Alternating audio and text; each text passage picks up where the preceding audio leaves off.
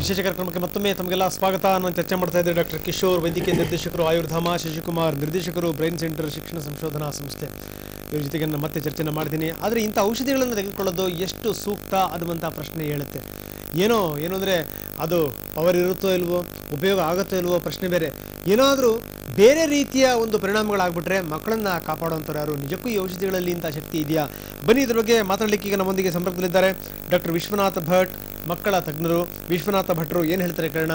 ವಿಶ್ವನಾಥ ಭಟ್ ಅವರೇ, ಏನಿದು ಈ ಜ್ಞಾಪಕ ಶಕ್ತಿಯ ವೃದ್ಧಿಗೋಸ್ಕರ ಏನು ಔಷಧಿ ಮಾತ್ರೆಗಳನ್ನು ತೆಗೆದುಕೊಳ್ತಾರಲ್ಲ, ಅದು ನಿಜನಾ? ಅದು ಸರಿನಾ? ಅದು ಏನಾದ್ರು ಕೆಲಸ ಮಾಡುತ್ತಾ ಅದು ಅಂತ? ಇದು ತುಂಬಾ ಕಾಲದಿಂದ ಹೇಳ್ತಾ ಇದ್ದಾರೆ. ಆದ್ರೆ ಅಲೋಪತಿನಲ್ಲಿ ಇದನ್ನೆಲ್ಲ ನಾವು ಖಂಡಿತ ನಂಬೋದಿಲ್ಲ.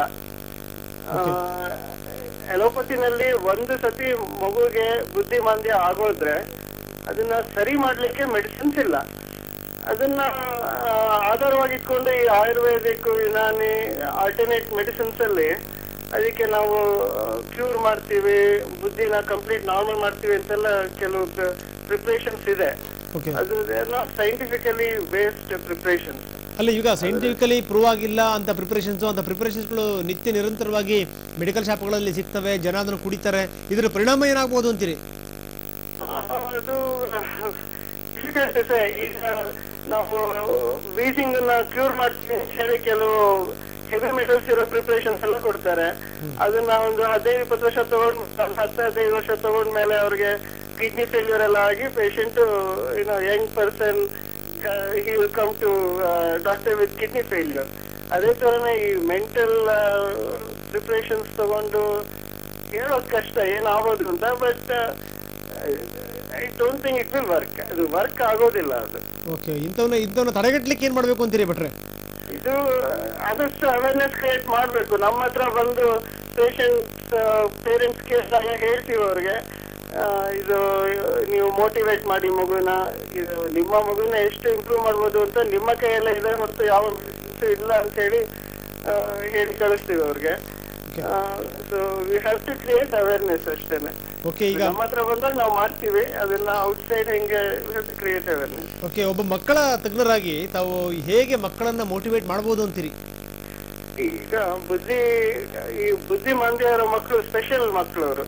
ಅವ್ರನ್ನ ನಾವು ಬೇರೆ ಮಕ್ಳ ತರ ಈಗ 3 ವರ್ಷ 4 ವರ್ಷ ಮಗುನ 4 ವರ್ಷ ಮಗು ತರನೇ ಟ್ರೀಟ್ ಮಾಡ್ಲಿಕ್ಕೆ ಬರೋದಿಲ್ಲ. ಅವ್ರಿಗೆ ನಾವೆಷ್ಟು ಮೋಟಿವೇಟ್ ಮಾಡ್ತೀವಿ ಅಂದ್ರೆ, ಈಗ 4 ವರ್ಷ ಮಗು ನಾರ್ಮಲ್ ಗ್ರಾಸ್ಪಿಂಗ್ ಇರೋ ಮಗುಗೆ ನಾವು ಒಂದ್ಸತಿ ಹೇಳಿದ್ರೆ ಅರ್ಥ ಆಗತ್ತೆ. ಅದೇ ಈ ಮಗುಗೆ ನಾವು 5 ಸತಿ ಹೇಳ್ಬೇಕಾಗತ್ತೆ, 10 ಸತಿ ಹೇಳ್ಕೊಡ್ಬೇಕಾಗತ್ತೆ. ಸೊ ನಾವೆಷ್ಟು ಜಾಸ್ತಿ ಸತಿ ಹೇಳ್ಕೊಟ್ರೆ ಅಷ್ಟು they will start doing things. ಈಗ 2 ವರ್ಷದಲ್ಲಿ ಮಾತಾಡೋ ಕೆಲಸನ 2.5 ವರ್ಷ 3 ವರ್ಷದಲ್ಲಿ ಮಾಡ್ತಾರೆ.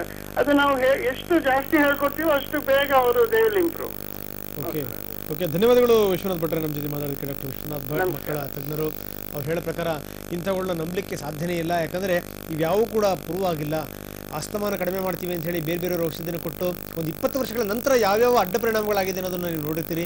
ಅದೇ ರೀತಿ ಮಕ್ಕಳಲ್ಲಿ ಇದೇ ರೀತಿ ಔಷಧಿಗಳನ್ನು ಕೊಟ್ಟರೆ ಆಗತ್ತೆ ಅಂತ ಹೇಳೋಕ್ಕಾಗಲ್ಲ, ಆದರೆ ಆಗುವಂಥ ಸಾಧ್ಯತೆಗಳು ಕೂಡ ಇದ್ದಾವೆ ಅಂತಾರೆ. ಶಶಿಕುಮಾರ್ ತಾವೇ ಹೇಳ್ತೀವಿ. ಡೆಫಿನೆಟಾಗಿ ಈಗ ಡಾಕ್ಟರ್ ಹೇಳಿದ್ರು ಅವೇರ್ನೆಸ್ ಕ್ರಿಯೇಟ್ ಮಾಡಬೇಕು ಅಂತ. ನಾನು ವೈದ್ಯ ಲೋಕಕ್ಕೆ ನಾನು ಮನವಿ ಮಾಡ್ಕೊಳ್ಳೋದೇನೆಂದರೆ, ಮುಖ್ಯವಾಗಿ ಯಾವುದೇ ಪಾಲಕ ಪೋಷಕರು ಮಕ್ಕಳನ್ನ ಕರ್ಕೊಂಡು ಹೋದ ನಂತರ ಅವರಲ್ಲಿ ಇಂಥ ಸಮಸ್ಯೆಗಳು ಎದುರಾದಾಗ ನಿಜವಾಗ್ಲೂ ವೈದ್ಯರು ಇದ್ರ ಬಗ್ಗೆ ಸೂಕ್ತವಾದ ಮಾಹಿತಿಯನ್ನು ಅಲ್ಲಿಂದ ಅಲ್ಲೇ ಕೊಡಬೇಕು. ಎಷ್ಟೋ ಸಲ ನಾವು ಕಂಡುಕೊಂಡಿದ್ದೀವಿ, ಪಾಲಕ ಪೋಷಕರು ಹೋದಾಗ ತಕ್ಷಣ ಒಳ್ಳೆ ರೀತಿಯಲ್ಲಿ ಅವರಿಗೆ ಸ್ಪಂದಿಸೋ ರೀತಿಯಲ್ಲಿ ಹೇಳಿಬಿಟ್ರೆ ಡಾಕ್ಟ್ರು ಒಳ್ಳೆಯವರಾಗ್ತಾರೆ. ಆದರೆ ಇಲ್ಲಿ ಒಳ್ಳೆಯವರು ಅಥವಾ ಡಾಕ್ಟ್ರು ಹತ್ರ ಹೋದ್ವಿ ನಮಗೆ ಪರಿಹಾರ ಸಿಗಲಿಲ್ಲ ಅನ್ನೋದಕ್ಕಿಂತ ಇರ್ತಕ್ಕಂಥ ಸತ್ಯವನ್ನು ಆ ಒಂದು ಪಾಲಕ ಪೋಷಕರಿಗಾಗಲಿ ಸಮಾಜಕ್ಕಾಗಲಿ ನೀಡಬೇಕಾಗತ್ತೆ. ಎರಡನೇದು, ಮುಖ್ಯವಾಗಿ ಇಲ್ಲಿ ಮಕ್ಕಳ ಒಂದು ಸಮಸ್ಯೆ ತಗೊಂಡ್ರೆ ಇದು ಡ್ರಗ್ ಡಿಪೆಂಡೆಂಟ್ ಆಗೋದಂತೂ ಗ್ಯಾರಂಟಿ. ನಾಳೆ ದಿನ ಇದು ಕಾನೂನು ಬಾಹಿರ ಆಗುತ್ತೆ. ಯಾಕೆಂದರೆ ಇವತ್ತಿನ ದಿನ ಅಥ್ಲೆಟ್ಸಲ್ಲಿ, ಸ್ಪೋರ್ಟ್ಸಲ್ಲಿ ನೀವು ಯಾವುದಾದ್ರೂ ಒಂದು ತನ್ನ ಕೆಲಸವನ್ನು ಹೆಚ್ಚಿಗೆ ಮಾಡ್ಕೊಳೋದಕ್ಕೆ ಒಂದು ಮಾತ್ರೆ ಆಗಲಿ ಔಷಧಿ ಆಗಲಿ ತಗೊಂಡ್ರೆ ಅದು ಕಾನೂನು ರೀತಿಯಲ್ಲಿ ಅಪರಾಧ ಆಗುತ್ತೆ. ಅದೇ ರೀತಿ ಇಲ್ಲಿ ಮೆಮೊರಿಯನ್ನು ಹೆಚ್ಚಿಸ್ಕೊಳೋದಕ್ಕೋಸ್ಕರ ಇಂಥ ಒಂದು ಸಪ್ಲಿಮೆಂಟನ್ನು ತಗೊಳೋದ್ರಿಂದ ಕಾನೂನು ರೀತಿಯಲ್ಲಿ ಇದು ತಪ್ಪ ಸರಿನಾ ಅನ್ನೋದನ್ನ ಸರ್ಕಾರ ಮತ್ತು ಸಮಾಜ ತುಂಬ ದೊಡ್ಡ ಒಂದು ಚಿಂತನೆ ನಡೆಸಬೇಕಾಗತ್ತೆ ಅನ್ನೋದು ಕೂಡ ನನ್ನ ಬ್ರೈನ್ ಸೆಂಟ್ರಿಂದ ಒಂದು ಅಬ್ಸರ್ವೇಷನ್ಸನ್ನು ನಾನು ಇಡೋದಕ್ಕೆ ಇಷ್ಟಪಡ್ತೀನಿ.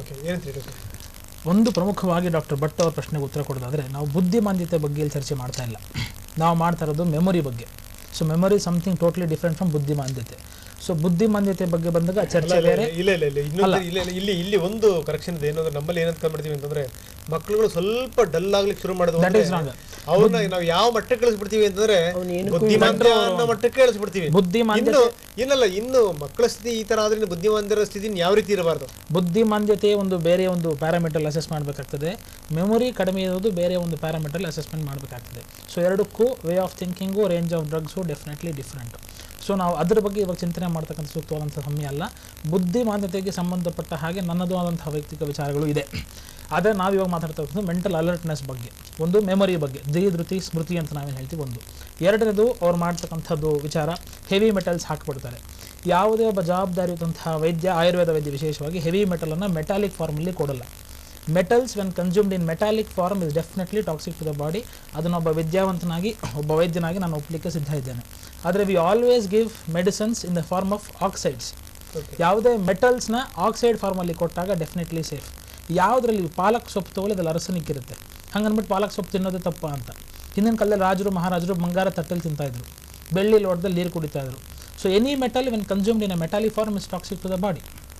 ಸೊ ಅದನ್ನು ಭಸ್ಮೀಕರಣ ಮಾಡಿದಾಗ ಅದಕ್ಕೆ ಅನೇಕದಂತಹ ವಾರಿತರ ರೇಖಾಪೂರ್ಣತ್ವ ಅಂತಕ್ಕಂತಹ ಶಾಸ್ತ್ರದಲ್ಲಿ ಅನೇಕದಂತಹ ಕ್ಲಾಸಿಫಿಕೇಷನ್ಸು, ಪ್ರೂಫ್ಸು ಇದೆ. ಅದನ್ನು ಕ್ವಾಲಿಟಿ ಕಂಟ್ರೋಲ್ ಅನಾಲಿಸಿಸ್ ಇದೆ. ಆ ಮೆಥಡ್ಸಲ್ಲಿ ಪ್ಯೂರಿಫೈ ಆದಾಗ ಡೆಫಿನೆಟ್ಲಿ ಇಟ್ ಈಸ್ ಸೇಫ್ ಅಂತಕ್ಕಂಥದ್ದು. ಸೊ ಆಕ್ಸೈಡ್ ಫಾರ್ಮಲ್ಲಿ ಔಷಧಿಗಳನ್ನು ಕೊಟ್ಟಾಗ ರಸಾಯನ ದ್ರವ್ಯಗಳು ಅಂತ ಹೇಳ್ತೀವಿ, mineral based medicines are definitely life saving drugs in Ayurveda. So ಅದರಿಂದ ಯಾವುದೇ ವಿಚಾರಾತ್ಮಕ ಕೊಟ್ಟಾಗ ಖಂಡಿತವಾಗ್ಲೂ ಶರೀರಕ್ಕೆ ಅದು ತೊಂದರೆಯನ್ನು ಮಾಡೋದಿಲ್ಲ. ಅವೈಜ್ಞಾನಿಕವಾಗಿ ಕೊಟ್ಟಾಗ ಅದಾಗ್ಬೋದು. ಆದರೆ ಡೆಫಿನೆಟ್ಲಿ ಒಬ್ಬ ಆಯುರ್ವೇದ ಪದ್ಧತಿಯಲ್ಲಿ ಆಯುರ್ವೇದ ವೈದ್ಯನಾಗಿ ಯಾರು ಮೆಟಾಲಿಕ್ ಫಾರ್ಮ್ಸಲ್ಲಿ ಖಂಡಿತವಾಗ್ಲೂ ಔಷಧಿಯನ್ನು ಕೊಡೋದಿಲ್ಲ ಅಂತ ನಾನು ಭಾವಿಸ್ತೇನೆ. ಓಕೆ, ಈಗ ನೀವು ಹೇಳಿದ್ರಿ ಅಂದರೆ ಬೇರೆ ಬೇರೆ ಫಾರ್ಮಲ್ಲಿ ಕೊಡ್ತೀವಿ ನಾವು ಅಂತ ಅವಾಗ ಅದು ಹೆಚ್ಚು ಎಫೆಕ್ಟ್ ಆಗಲ್ಲ ಅಂತೀರಿ ನೀವು? ಖಂಡಿತವಾಗ್ಲೂ it is a time tested science. Okay, ನೀವು ಒಂದು ಗ್ರಂಥದ ಉದಾಹರಣೆಯನ್ನು ಕೂಡ ಕೊಟ್ಟರಿ. ಈ ಗ್ರಂಥದಲ್ಲಿ ಈ ರೀತಿ ಉಲ್ಲೇಖ ಇದೆ, ಈ ಥರದ್ದು ಬಳಸಿದ್ರೆ ಏನೂ ಎಫೆಕ್ಟ್ ಆಗಲ್ಲ ಅನ್ನುವಂಥದ್ದು. ಅಂದರೆ ಆಕ್ಸೈಡ್ ರೂಪದಲ್ಲಾಗಿರ್ಬೋದು, ಬೇರೆ ಬೇರೆ ರೂಪದಲ್ಲಿ. ಅದೇ ರೀತಿ ಈ ಬುದ್ಧಿ ಕಡಿಮೆ ಇರುವಂಥ ಮಕ್ಕಳುಗಳಾಗಿರ್ಬೋದು, ಜೊತೆಗೆ ಓದಿನ ವಿಚಾರದಲ್ಲಿ ಜ್ಞಾಪಕ ಶಕ್ತಿ ವೃದ್ಧಿಯಾಗಲಿಕ್ಕೆ ಆ ಥರದ್ದು ಏನಾದರೂ ಪ್ರಸ್ತಾಪ ಬರುತ್ತಾ ಅಂತ? ಖಂಡಿತವಾಗ್ಲೂ ಮೇಧ್ಯ ರಸಾಯನಗಳು ಅಂತಕ್ಕಂಥದ್ದಿದೆ. ಆದರೆ ನಾನು ಇವತ್ತಿನ ಮಾರ್ಕೆಟ್ ಪ್ರಿಪ್ರೇಷನ್ಸ್ಗೆ ನಾನು ವಿರೋಧವಾಗಿದ್ದೀನಿ. ನೀವೇನೋ ಒಂದು ಶಂಖಪುಷ್ಪಿ ತೊಗೊಂಡ್ಬಿಡಿ ಅಥವಾ ಒಂದು ಮಾತ್ರೆ ತೊಗೊಂಡ್ಬಿಡಿ, ಅದಕ್ಕೆ ನಾನು ಸ್ಪಂದಿಸ್ತಾ ಇಲ್ಲ. ಅದಕ್ಕೆ ಖಂಡಿತ ನನ್ನ ವೈಯಕ್ತಿಕ ಅಭಿಮತ ವಿರೋಧವಾಗೇ ಇದೆ.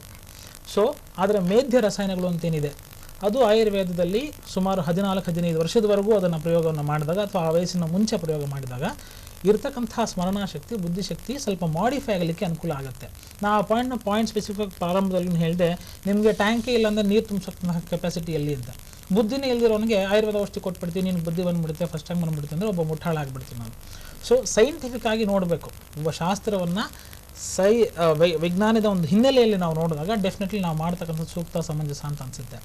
ಸೊ ಹೀಗೆ ಮಗುವಿಗೆ ಏನಿದೆ ಸಮಸ್ಯೆ ಅಂತ ಪರಿಗಣನೆ ಮಾಡದೆ ಇವತ್ತೇನಾಗ್ತದೆ, ಎಲ್ಲರೂ ಒಂದು ಔಷಧಿಯನ್ನು ಕೊಟ್ಬಿಡ್ತೀವಿ. ಶಂಖಪುಷ್ಪಿ ಕೊಟ್ಬಿಡ್ತೀವಿ, ಬ್ರಾಹ್ಮಿ ಕೊಟ್ಬಿಡ್ತೀವಿ. ಯಾವ ಫಾರ್ಮ್ ಆಫ್ ಶಂಖಪುಷ್ಪಿ ಕೊಡ್ತೀರಿ? ಮಂಡೂಕ ಪರ್ಣಿ ಕೊಡ್ತೀರಿ, ಬ್ರಾಹ್ಮಿ ಕೊಡ್ತೀರಿ, ವಚ ಕೊಡ್ತೀರಿ, ಕೂಷ್ಮಾಂಡ ಕುಂಬಳಕಾಯಿ ಕೊಡ್ತೀರಿ, ತುಪ್ಪ ಕೊಡ್ತೀರಿ. ಯಾವ ಫಾರ್ಮಲ್ಲಿ ಕೊಡ್ತೀರಿ? ಕೆಲವೊಂದಕ್ಕೆ ಪಂಚಾಂಗ ಹಾಕಬೇಕು, ಕೆಲವೊಂದಕ್ಕೆ ರೂಟ್ ಹಾಕಬೇಕು, ಕೆಲವೊಂದಕ್ಕೆ ಬಾರ್ಕ್ ಹಾಕಬೇಕು ಅಂತಕ್ಕಂಥ ಉಲ್ಲೇಖ ಇದೆ. ಸೊ ಅವ್ರು ಯಾವ್ದು ಹಾಕ್ತಾರೆ ಅಂತ ದೃಢೀಕರಣ ಅವ್ರಿಗೆ ಇರೋದಿಲ್ಲ. ಒಂದು. ಎರಡನೇದು, ಅದು ಆಯುರ್ವೇದಕ್ಕೆ ಆಗೋದಿಲ್ಲ. It may be herbal. All herbal is not Ayurveda, but Ayurveda contains herbs. This is a very prominent message which I would wish to pass it on to every single viewer of TV9. ಇವತ್ತೇನಾಗ್ಬಿಟ್ಟಿದೆ ಅಂದರೆ, herbal ಅಂದರೆ ಆಯುರ್ವೇದ, ಆಯುರ್ವೇದ ಅಂದರೆ ಬಹಳ safe. So ಏನು ಬೇಕಾದ್ರೂ ಆಯುರ್ವೇದ ಹೆಸರಲ್ಲಿ ತೊಗೊಂಡ್ಬಿಡಿ. ಸೋಪಲ್ಲೂ ಆಯುರ್ವೇದ, ಶಾಂಪೂನಲ್ಲೂ ಆಯುರ್ವೇದ. ನೋಡಿ, chocolate ಅನ್ನೋ concept ಆಯುರ್ವೇದದಲ್ಲಿಲ್ಲ. ಇವತ್ತು ಎಂಥ ದುರ್ದೈವ, ayurvedic chocolate, ayurvedic shampoo, ayurvedic soap, ನಾಳೆ ಬರ್ತಾ ಆಯುರ್ವೇದಿಕ್ ಶೂ ಪಾಲಿಶ್ ಅಂತಲೂ ಬಂದ್ಬಿಡುತ್ತೆ.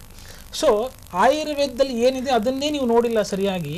ಅದನ್ನು ನೋಡಲಿಕ್ಕೆ 5,000 ವರ್ಷದಿಂದನೂ ಪ್ರಯತ್ನ ಮಾಡ್ತಾನೆ ಇದ್ದೀವಿ. ಅಷ್ಟು ನಿಗೂಢವಾದಂತಹ ಸತ್ಯಗಳು ಅದರಲ್ಲಿದೆ. ಅದನ್ನು ಅನರ್ಥ ಮಾಡಲಿಕ್ಕೆ we have never try to revisit our mother tradition. ನಾವು ಏನೋ ಒಂದು ಪಾರ್ಟ್, ಒಂದು ಟಿಪ್ ಆಫ್ ದ ಐಸ್ಬರ್ಗ್ನ ತೊಗೊಂಡ್ಬಿಟ್ಟು ಅದೇ ಒಂದು ಆಯುರ್ವೇದ ಅಂತಕ್ಕಂಥ ತಪ್ಪು. ಆಯುರ್ವೇದವನ್ನು ಅನೇಕ ಋಷಿಮನೆಗಳು ಸಾವಿರಾರು ವರ್ಷದಿಂದ ಓದಿ ಇನ್ನೂ ಅಧ್ಯಯನ ಮಾಡ್ಕೊಳ್ಳಿಕ್ಕೆ ಸಂಪೂರ್ಣವಾಗಿ ಸಾಧ್ಯ ಇಲ್ಲ. ಸೊ ಆಯುರ್ವೇದಿಕ್ ಔಷಧಿಗಳು ಟಾಕ್ಸಿಕ್ ಅಂತ ಹೇಗೆ ಹೇಳ್ತೀರಿ ನೀವು? ಸೊ ಅದೇ ರೀತಿ ಆಲೋವೆರಾದ ಬಗ್ಗೆನೂ ಅದೇ ರೀತಿ ಕಲ್ಪನೆಗಳಿದೆ. ಯಾರ್ದಾರ ಮನೆಯಲ್ಲಿ ಆಲೋವೆರಾ ದೊಡ್ಡದಾಗಿ ಹಾಕಿದ್ರು ಅಂತಂದ್ರೆ ದೊಡ್ಡ ಪ್ರಮಾಣದಲ್ಲಿ ಮೆತ್ಕತಾ ಇದ್ದಾರೆ, ಹಚ್ಕತಾ ಇದ್ದಾರೆ ಅಂತ ಮತ್ತೆ ನಾನು ಚರ್ಚೆ ಮಾಡ್ತೀನಿ. ಒಂದು ಸಣ್ಣ ಬ್ರೇಕ್ ನಂತರ ಚರ್ಚೆಯನ್ನು ಮುಂದುವರಿಸೋಣ.